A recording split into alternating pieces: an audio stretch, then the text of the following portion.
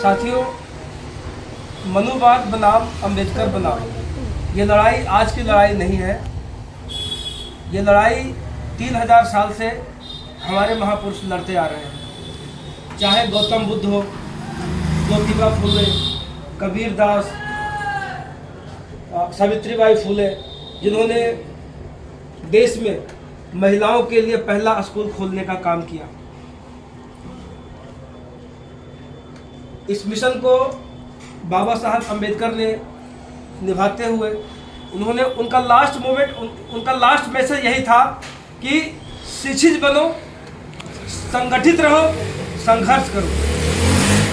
जब आपके बच्चे शिक्षित होंगे तभी संगठित रहेंगे, और जब संगठित रहेंगे तो संघर्ष करेंगे अपने अधिकार के लिए, और तभी उनको अधिकार मिलेगा।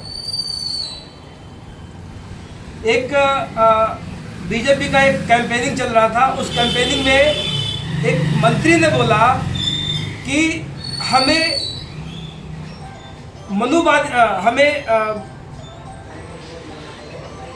जो बदनाम कर रहे हैं, हमें जो बर्बाद कर रहे हैं, वो बॉम्ब सेफ है और भीम आर्मी तो आपके सामने है।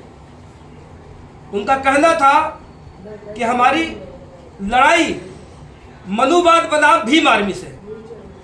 पहले हमारी लड़ाई थी अम्बेडकरवाद बनाम मनुवाद, लेकिन अब ये लड़ाई वो खुद स्वीकार कर रहे हैं, आरएसएस वाले, बीजेपी वाले, कि ये लड़ाई भीम आर्मी बनाम आरएसएस है। साथियों, आप सबको हम यही संदेश देना चाहते हैं कि आप आधी रोटी कम खाओ, लेकिन अपने बच्चों को जरूर शिक्षा दो। अपने बच्चों को पढ़ाओगे तभी उनको अधिकार मिलेगा, तभी वो आगे कामयाब होंगे। आज देखो, उत्तर प्रदेश में स्कूलें बंद हो रही है, सरकारी स्कूलें बंद कर रही है। गरीबों के बच्चे कहाँ पढ़ते हैं? सरकारी स्कूलों में।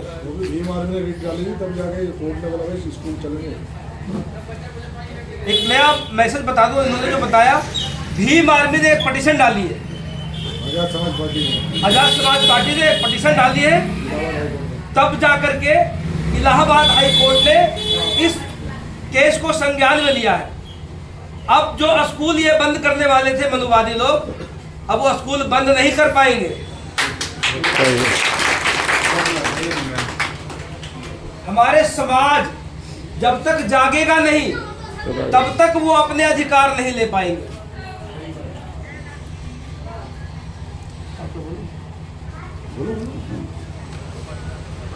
बैठो। अब भाइयों, आज हम इकट्ठे हैं यहाँ पर 40-50 लोग। अब मैं अगली बार आऊँगा तो मैं ये चाहूँगा आपसे कि ज़्यादा नहीं तो 200 लोग इकट्ठे हों यहाँ पर। उसमें हमारी बहनें भी हों, माताएं भी हों। ऐसा नहीं कि सारे जेंट्स आ गए तो माताएं को। और देखो, मैं तो आज के समय टच करता हूँ साथी को जिसकी उम्र 40 साल है, क्योंकि जो बड़े बुजुर्ग हो गए उनके समझाना बहुत मुश्किल काम है उनको। खास करके उत्तर प्रदेश में तो समझ भी जाते हैं, दिल्ली में समझना क्योंकि मुश्किल काम है, क्योंकि यहाँ पर अपनी कम्युनिटी क्या है, यहाँ मिक्स अलग अलग है, तो समझना मुश्किल है। तो मैं इसलिए जो नया वोटर है, 20 साल, 18 साल, 19 साल और 40 साल तक के आदमी को समझाता हूँ कि वे ऐसे हम सत्ता की चाबी ले सकते हैं, और दिल्ली में सत्ता भी आ सकती है हमारी। मैं आपसे 100% नहीं, 1000% बोल रहा हूँ।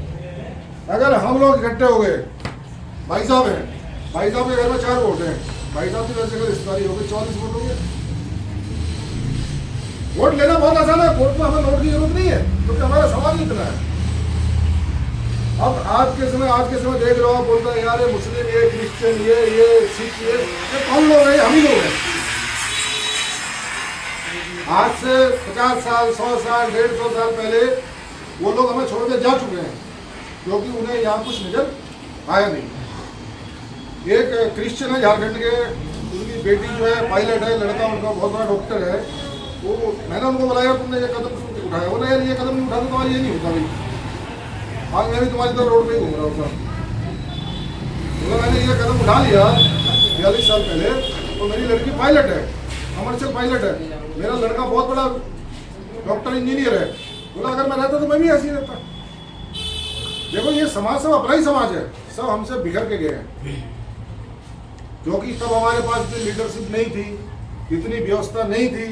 आज भी इतनी व्यवस्था होने के बाद हमारा आदमी देखो क्या हालत होती है, रोड पे लूट रहा है, पिट रहा है, कोई सुनने को राजी नहीं है उसको। पर इस बात का मैं बड़ा गर्व है कि देश को आज़ाद हुए 78 साल हो गए हैं, हमारा आदमी सुप्रीम कोर्ट में 2 बार पहुंचा। यहाँ पर कोई ओबीसी का आदमी नहीं है, मैं ओबीसी वालों से बोलता हूँ 52% जनसंख्या तुम्हारा आदमी क्यों नहीं पहुंचा वहाँ तक? हम 15% ले रहे हो, आप 27.5 ले रहे हो, अब तो तुम्हारे पास 52% आ गया, भाई तुम्हारा आदमी क्यों नहीं पहुंच पा रहा? तो इसलिए पॉपुलेशन ज़्यादा है, फिर भी नहीं पहुंच रहा। क्यों नहीं पहुंच पा रहा? क्योंकि उसका दिमाग इसमें घूम चुका है, उसका दिमाग इसमें घूम चुका है।